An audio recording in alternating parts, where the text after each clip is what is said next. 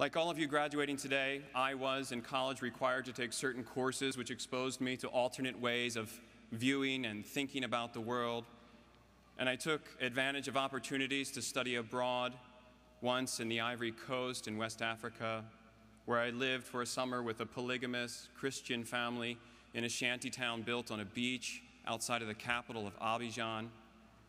And there, not surprisingly, I witnessed things which had not been part of my rather sheltered, suburban, middle-class American upbringing. Dismal poverty, widespread interpersonal violence and domestic abuse, lives ravaged by disease and psychosis in the absence of adequate health care. And I also experienced, if only faintly and fleetingly, that gnawing sense of insecurity that many people around the world feel all the time in places where effective law and order have not been established. And yet when I returned home to my Midwestern American college, I managed to compartmentalize those experiences, to cordon them off as if they were unique to Africa and to Africans. And college has a way of allowing this. It's a rarefied environment, a kind of retreat. And it must be so. You wouldn't learn much, I imagine, if you felt constantly out of sorts in college. And your parents would probably not be very happy with us either. And so college is designed to balance challenge and comfort in the proportion optimal to your personal and intellectual development. But it should not be confused with the real world. And that's a lesson I myself did not learn until several years after college, when I took a part-time job as the facilitator of a support group for men and women with HIV and AIDS in Elizabeth, New Jersey. And there I was confronted with an American experience which had previously escaped my notice. And it was profoundly unsettling. No longer could I compartmentalize those African experiences as if they were unique to Africa. Here were Americans, white Americans, black Americans, Latino Americans, who struggled under crippling and self-perpetuating poverty, who lived insecure lives in neighborhoods with high crime rates, who in some cases had suffered bigotry and even violence as a result of their sexual orientation, and who on top of it all were dealing with a disease which was at that time socially marginalizing and quite commonly fatal, and with a healthcare system which had failed them miserably. Take away our PlayStations, sings Ani DeFranco with characteristic rhetorical flourish, and we are a third world nation. It's an exaggeration, of course, but if we can't see at least a kernel of truth in it, then we have probably failed to imagine the world as it is experienced by many others, even many others within our own country. The American semanticist Kenneth Johnson once described education as the process of moving from cocksure ignorance to thoughtful uncertainty.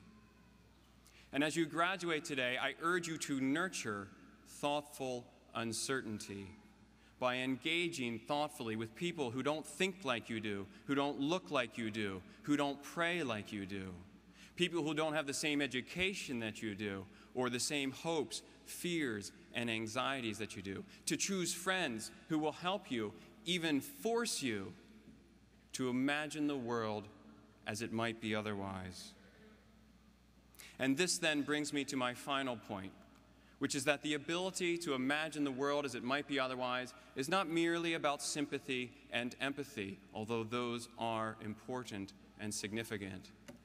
It's also about the ability to imagine a new world, a better world than the one in which we now dwell. A world where we more regularly extend our hands to include rather than turn our backs to exclude. A world where all people receive an equitable and effective education. A world where we are not dehumanized by our technological advance, but where we rather take time through the arts to express ourselves, to laugh, cry, and be moved. A world where the poor are not forced to choose between treating their illnesses and feeding their children. A world where we learn to understand and tame our environment without destroying it or losing our appreciation for it. A world where all people live by the noblest of their ideals rather than hiding hypocritically behind the most impoverished of their prejudices. And a world even where wealth abounds, but where we measure ourselves on how well we care for the many, rather than by how finely we line the pockets of a few. And this, then, is the distinctiveness and value of a liberal arts education. Each of you has been given the skills you need to survive in your chosen field, but a liberal arts education is not merely about survival. It's also about the ability to create, to revise, to reform, to improve our world, rather than just reproducing and copying standard operating procedures, best practices, and technical processes. Sometimes the solutions to our greatest problems are elusive and complicated. At other times, however, they just require a little bit of innovative thinking. A grade school girl was at one time asked on an exam to provide one way of preventing milk from going sour. And her rather simple answer was, keep it in the cow. Our greatest problems are greater than this one, but I think you get the point. And so my hope for you as you graduate today, my charge to you, is that you would go out into the world and imagine it otherwise. And don't stop there, but make it so. Thank you.